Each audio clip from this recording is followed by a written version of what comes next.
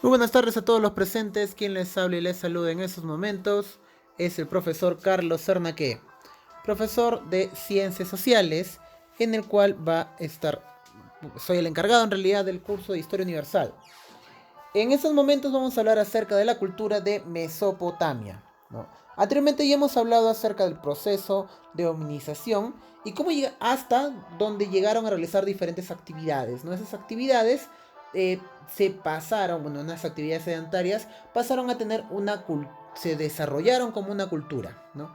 En este caso es una cultura que se encuentra en la región de Asia Occidental.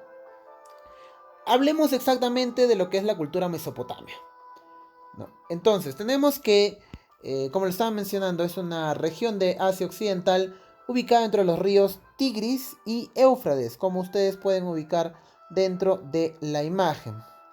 Esta cultura surgió durante la Edad Antigua, llamada cultura mesopotamia, ¿no? Gracias a esa cultura se vivió la revolución neolítica, ¿no? Estábamos hablando anteriormente acerca de lo que es el paso del paleolítico al neolítico, ¿no? Y aquí es donde se desarrolló todas esas actividades neolíticas, ¿no? Se desarrolló la agricultura y la ganadería, ¿no? Por así decirlo, esta fue la actividad más antigua donde se desarrollaron este tipo de, por así decirlo, actividades económicas para poder sustentar su espacio. Los mesopotámicos sirvieron de modelo e inspiración al resto del mundo, ¿no? Popularizaron invenciones fundamentales para la civilización humana, como la rueda, el cultivo de cereales, el desarrollo de la escritura cursiva, las matemáticas, la astronomía, ¿no? Pero enfocándonos un poco en su ubicación, ¿no? Se halla en el Oriente Próximo, extendiéndose en gran parte de los territorios que actualmente se les conoce como Irak y como Siria, ¿no? Abarcan un territorio compuesto en 4 unidades regionales, ¿no? De las mesetas, en las altas Mesopotamia, las llanuras de la Mesopotamia inferior, las montañas, las cordilleras y todo ello, ¿no? Tenemos como los ríos principales dentro de este espacio geográfico el río Tigris, ¿no? Que tiene unos 1850 kilómetros de longitud, ¿no? Y también el río Éufrates, ¿no? Que se extiende a lo largo de 2800 kilómetros, ¿no? Su desnivel es de 4500 metros, ¿no? Ahora, hablemos acerca de la población. Los pueblos mesopotámicos convivían en paz o se invadían o imponían en sus imperios, ¿no? Ahora, hay que tener en consideración que cuando, por así decirlo, ¿no? Una cultura pasa de ser nómade a ser una cultura que se centra en ciertas actividades, pues ya no viven del ambiente, ¿no? Viven de los recursos que ellos provisionan dentro de ese espacio, ¿no? Y si es que otra cultura viene a robarle esos recursos, lógicamente tiene que tener tecnología para protegerlo, ¿no? O también puede generarse la envidia, ¿no? Donde diferentes pueblos se les pueden invadir. Ya estaremos hablando de los fenicios. Los fenicios fueron los mejores vendedores en la edad antigua, por así decirlo, ¿no? Entonces acumularon mucha riqueza, ¿no? Tuvieron mucha tecnología y hubo muchos pueblos que fueron por envidia a saquearlos, ¿no? Por así decirlo, caramba, mi pueblo está pasando por una actividad inadecuada o por una situación inadecuada, ¡pum!, me voy a invadir otro pueblo, ¿no? Eso es lo que se vivía anteriormente en esas edades antiguas, ¿no? Entonces, cuando ya te vuelves, cuando ya estás en una cultura sedentaria, tienes que vivir, eh, por así decirlo, es desarrollado en ese tipo de actividades, ¿no? Tienes que vivir un espacio de tanto de tiempos de paz como también de tiempos de guerra, ¿no? En la región mesopotámica se dividía antiguamente en las naciones de Asiria, al norte, y Babilonia o Caldea, al sur, ¿no? También estaba dividido por diferentes tipos de culturas, ¿no? La como estaba mencionando, la cultura sumeria, ¿no? Fue la primera nación mesopotámica que fundó las ciudades míticas de Uruk, Lagas, Kis, Eridu, ¿no? Con una economía basada en la agricultura de regadío, ¿no? Fueron los inventores de la escritura. Y habían reyes absolutos, ¿no?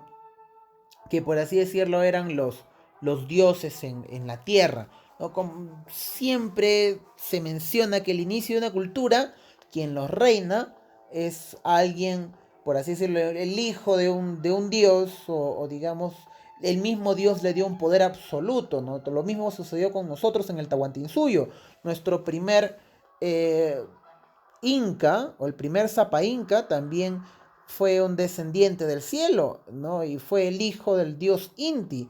Y así fue como sus hijos fueron los que gobernaron, porque tenían sangre divina, ¿no? También estuvo volviendo al tema, también estuvo la cultura acadia, ¿no? Los acadios fueron el resultado de las invasiones de los pueblos de la península arábiga que perseguían la prosperidad de los sumerios, ¿no? Entre ellos llegaron los árabes, ¿no?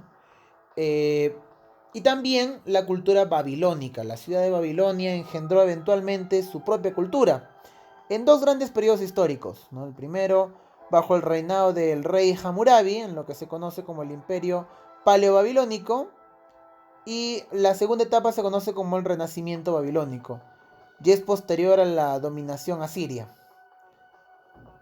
También tenemos la cultura asiria.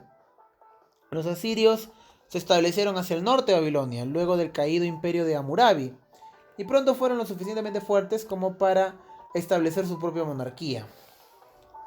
Tenían ciudades importantes como Asur y Nínive, que cayeron bajo el ataque de la alianza entre los babilónicos y los medos, disculpa. La religión en la antigua Mesopotamia. Es algo muy bonito realmente hablar de religión, ¿no? Puesto que la religión es el eje central de una cultura, ¿no? Bueno, disculpa, el eje central de una cultura es la familia, ¿no? Pero la religión, digamos, es ese engrane necesario para que esa cultura pueda desarrollarse. Los pueblos babilónicos eran sumamente religiosos. Casi todos los elementos de su sociedad se comprendían a partir de la voluntad divina, ¿no? Su voluntad era limitada alrededor de la región, lo cual estaba limitado por las montañas, ¿no? Los dioses en sí no tenían nada, por así decirlo, nada limitante, ¿no? Por otro lado, abundaban eh, los dioses eran inmortales, eran eternos, ¿no? Capaces de crear la realidad con el simple hecho de la palabra, ¿no? Habían bastantes narraciones acerca de muertes y de renacimientos, así como también lo tenemos en nuestra cultura cristiana, acerca de muertes y renacimientos, también había en la cultura de Mesopotamia. Ya lo hablaremos un poco más, con un poco más de detenimiento en las clases presenciales. Algunos de los principales dioses mesopotámicos eran An, dios del cielo; Enlil, dios del viento; Enki, dios del agua, entre otros, ¿no? Sin embargo, cada cultura construyó su propio panteón de divinidades y su propia versión de la religión que compartían, ¿no? La fecundidad cultural de la región se debía a la constante llegada de los pueblos nómadas deseosos de asentarse y compartir las riquezas mesopotámicas. Ahora, si es que hablamos de Mesopotamia, también estamos hablando de los descubrimientos que ellos pudieron realizar, ¿no? En la, en la antigua Mesopotamia, que empezó con el desarrollo de los 4000 años antes de Cristo, con la civilización de Uruk, entró una nueva fase, ¿no? Caracterizada por los brillantes descubrimientos, ¿no? Para ese entonces ya se modificaba el cobre calentándolo a altas temperaturas, ¿no? Y empezamos con el concepto de la metalurgia, ¿no? Estamos hablando de los 3500 años, ya estaban fabricando bronce, ¿no? Un metal un poco más resistente que el anterior que estaba mencionando, y era una aleación de cobre y estaño. Los artesanos hacían herramientas, adornos, armas, vertiendo el cobre con el bronce y con el oro en moldes, ¿no? Por esa misma época los granjeros mejoraron el arado, que hasta entonces ha sido arrastrado por personas. ¿Y cómo lo hicieron? Vinieron otro tipo de invento, que este invento fue la revolución absoluta, ¿no? Para ese entonces, lógicamente, ¿no? La revolución actual que tenemos es el internet, ¿no? Que sin internet no podríamos hacer muchas cosas. No, estoy bromeando en realidad. La rueda, ¿no? En la rueda, que ya empezó aproximadamente en los 3500 años de Cristo, antes de Cristo, disculpa, inventaron el torno al alfarero, una mesa de madera, la cual se podía dar vueltas y facilitaba la pesada tarea de darle forma a la arcilla, ¿no?